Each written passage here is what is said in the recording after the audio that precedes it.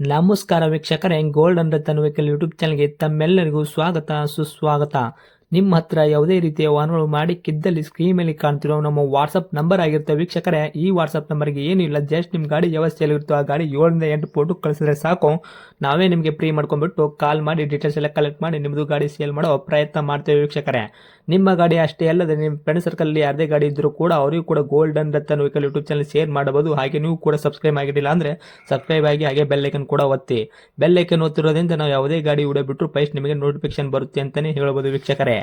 ಹಾಗೆ ನೀವು ಗಾಡಿ ತೊಳೋಕ್ಕಿಂತ ಮುಂಚಿತವಾಗಿ ಯಾರಿಗೂ ಅಡ್ವಾನ್ಸ್ ಪೇಮೆಂಟ್ ಪೇ ಮಾಡೋ ಅವಶ್ಯಕತೆ ಇರಲ್ಲ ವೀಕ್ಷಕರೇ. ಅಡ್ವಾನ್ಸ್ ಪೇಮೆಂಟ್ ಪೇ ಮಾಡಿದ್ದಲ್ಲಿ ಅದಕ್ಕೆ ನಾವು ಜವಾಬ್ದಾರಿ ಆಗಿರಲ್ಲ, ಸಂಪೂರ್ಣ ಅದಕ್ಕೆ ನೀವೇ ಜವಾಬ್ದಾರಿ ಆಗಿರ್ತೀರಾ ಅಂತ ಹೇಳುತ್ತಾ, ಇನ್ನು ಗಾಡಿ ಓನರ್ ಗಾಡಿ ಬಗ್ಗೆ ಏನೇನು ಡೀಟೇಲ್ಸ್ ಹೇಳಿದರೆ ಕೇಳ್ಕೊಂಬರೋಣ ಬನ್ನಿ ವೀಕ್ಷಕರೇ.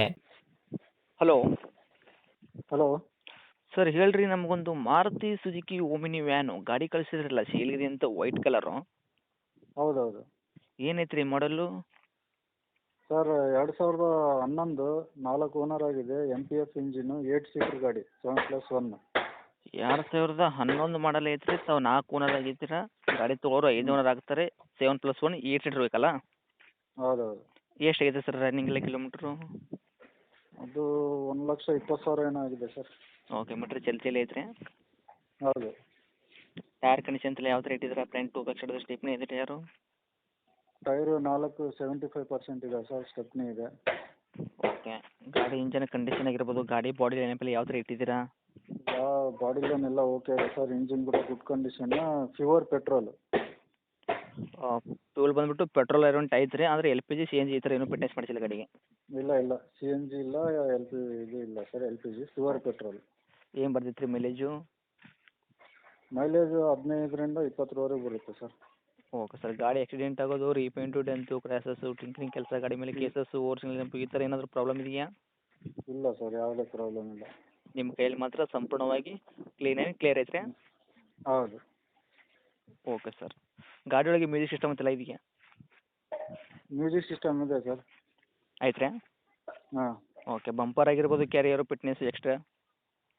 ಯಾವುದು ಎಕ್ಸ್ಟ್ರಾ ಫಿಟ್ಟಿಂಗ್ ಯಾವುದಿಲ್ಲ ಸರ್. ಮೇಲೆ ಮುಂದೆ ಯಾವುದು ಫಿಟ್ಟಿಂಗ್ ಇಲ್ಲ. ಗಾಡಿ ಮಾತ್ರ ಸಂಪೂರ್ಣವಾಗಿ ಪ್ಲೇನ್ ಐತ್ರಿ. ಹೌದು. ಸರ್, ಇನ್ನು ಡಾಕ್ಯುಮೆಂಟ್ಸ್ ಎಲ್ಲ ನೋಡೋದಾದ್ರೆ FC ಇನ್ಸೂರೆನ್ಸು ತಾವು ಎಲ್ಲಿ ತನಕ ರನ್ನಿಂಗ್ ಇಟ್ಟಿದ್ದೀರಾ? ಸರ್, ಇನ್ಸೂರೆನ್ಸು ಇನ್ನೂ ಒಂದು 15ರಿಂದ 20 ದಿನ ಇರ್ಬೋದು. FC 2026 ಡಿಸೆಂಬರ್ವರೆಗೆ ಇದೆ ಸರ್. ಅದು ನವಂಬರು ಡಿಸೆಂಬರ್ವರೆಗೆ ಇದೆ.